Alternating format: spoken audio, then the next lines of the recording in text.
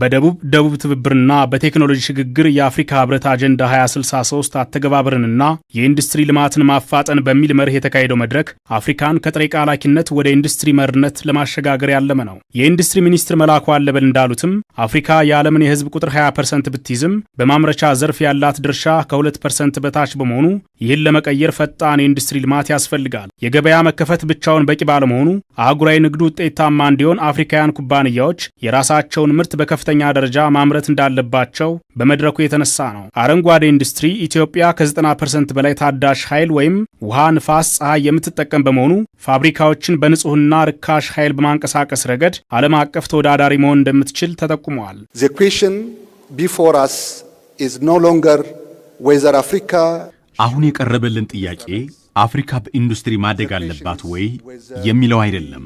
ጥያቄው የወጣቶቻችንን ፍላጎት ለማሟላትና በ21ኛው ክፍለ ዘመን ዓለም አቀፍ ኢኮኖሚ ውስጥ ተወዳዳሪ ለመሆን በቂ የሆነ ፍጥነት በኢንዱስትሪ ማደግ እንችላለን ወይ የሚለው ነው።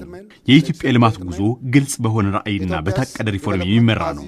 በክቡር ጠቅላይ ሚኒስትር አብይ አህመድ አመራር ሁለተኛው ሀገር በቀል የኢኮኖሚ ማሻሻያ አጀንዳችንና የ10 ዓመቱ የልማት እቅዳችን በአንድ መሰረታዊ መርህ ላይ ያርፋል።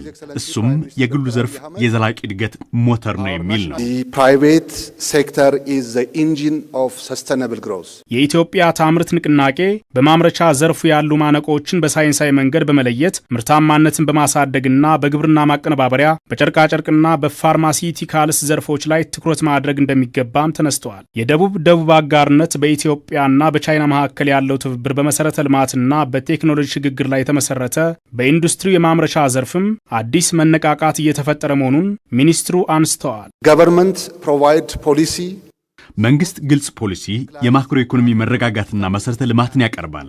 ንግዶች ደግሞ እሴት፣ ፈጠራ፣ የሥራ ዕድልና ተወዳዳሪነትን ይፈጥራሉ።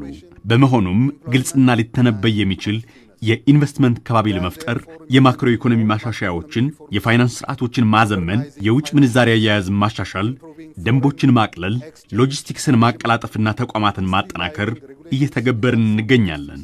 እነዚህ ማሻሻያዎች መዋቅራዊ ለውጥ የምናመጣበት መሰረት አድርገን ለምንመለከተው የማምረቻ ዘርፍ አዲስ መነቃቃትን እየፈጠሩ ነው። cornerstone of our structural transformation. በመድረኩ ማጠቃለያም የአፍሪካ መጻኢ ዕድል የሚወሰነው በሰነዶች ሳይሆን በተግባር በሚገነቡ ፋብሪካዎችና ለወጣቶች በሚፈጠሩ የሥራ ዕድሎች መሆኑ አጽንኦት ተሰጥቶበታል።